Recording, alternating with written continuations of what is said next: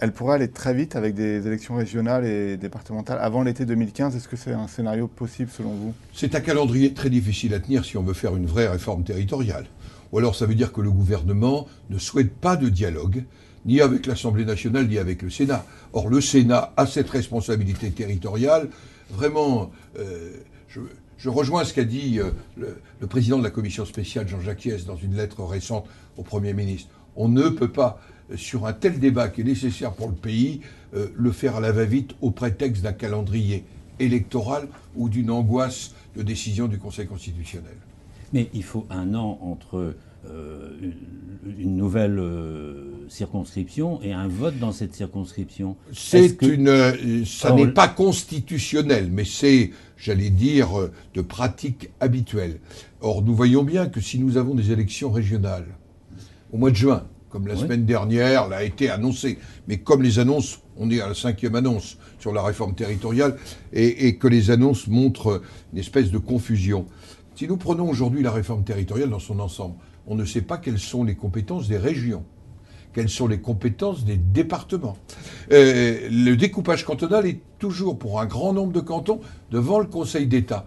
Il faut que le gouvernement... Et le découpage régional n'est pas fait. Et le découpage régional n'est pas fait, puisque au départ, il n'était fait qu'autour de la région Poitou-Charentes, qui était l'épicentre de la France. Et oui. Et vous, au Sénat, vous allez le remettre en cause en octobre? On va remettre en cause d'abord le dossier des compétences. Parce que je rappelle que la compétence générale, nous l'avions supprimée dans la loi de 2010. Ça voulait dire que le département et la région ne pouvaient pas faire tout et n'importe quoi. On avait imaginé un département qui soit d'abord un lieu social, de proximité, un lieu aussi d'aménagement du territoire, notamment rural, une région qui soit stratège.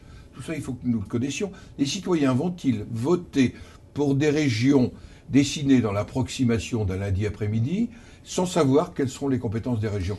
La démocratie, ça nécessite des citoyens informés et qui se prononcent en fonction de cela, en toute lucidité. Gérard Larcher, tout ça nous promet beaucoup de débats, donc beaucoup de temps pour cette réforme. Est-ce que vous n'êtes pas en train de nous dire que finalement cette réforme ne se fera pas sous le quinquennat de François Hollande? Je pense qu'il faut continuer. Le Sénat, d'ailleurs, depuis des années, préparé. Certains disent, mais le Sénat a bloqué, ça n'est pas tout à fait exact, au contraire. Je reviens à la loi de 2010, le conseiller territorial, il avait l'esprit, et s'était rassemblé des décisions régionales et départementales, et il y avait surtout la question des compétences, car c'est d'abord le sujet numéro 1, la compétence. Quelle est la compétence de mon département? Quelle est la compétence de ma région? Quelles sont les compétences de ma commune et de mon intercommunalité? Tout ça par rapport à l'État et l'Europe. En termes de délai, vous pensez vraiment que François Hollande pourra finir son quinquennat en ayant... C'est-à-dire que le délai de décembre 2015 paraissait un délai crédible.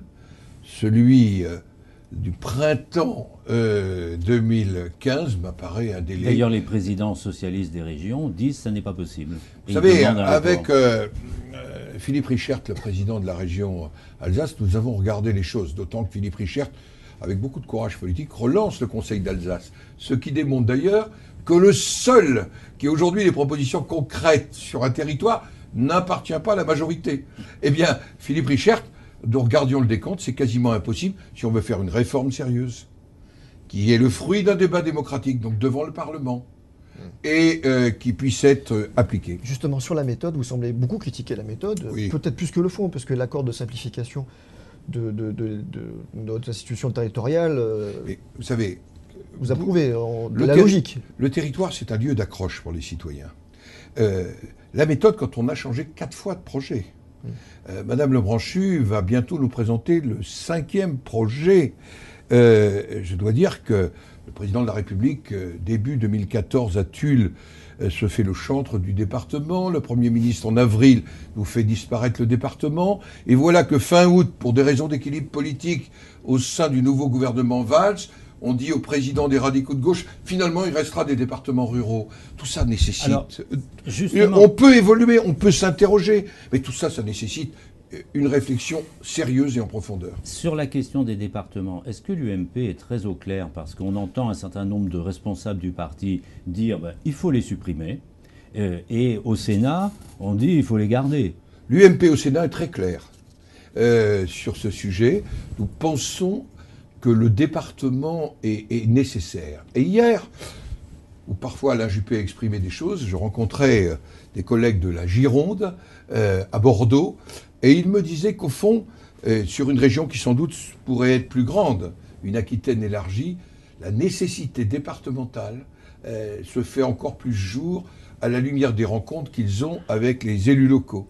Et je dois dire que dans ce dialogue avec Xavier Pintat, avec Gérard César, mais aussi, je le sais, en association avec Marie-Hélène Deségaux, qui sont 3 sénateurs, aujourd'hui, ils ressentent le département. Par contre, il faut définir les compétences. Je reviens à ce leitmotiv. Où fait-on des économies dans ce cas, si on garde... D'abord, est-ce qu'on fait des économies dans ce qui nous est proposé?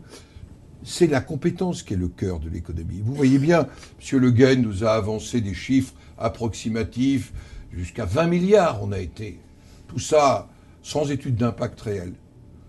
Donc je crois que le véritable sujet, c'est comment on rend le territoire plus dynamique, comment on maîtrise un certain nombre de dépenses, mais qu'est-ce qui compte plus que les économies? C'est que le territoire soit un lieu de développement économique, de développement social. Et nous voyons bien aujourd'hui que le sujet numéro 1 de ce pays, c'est de retrouver la croissance.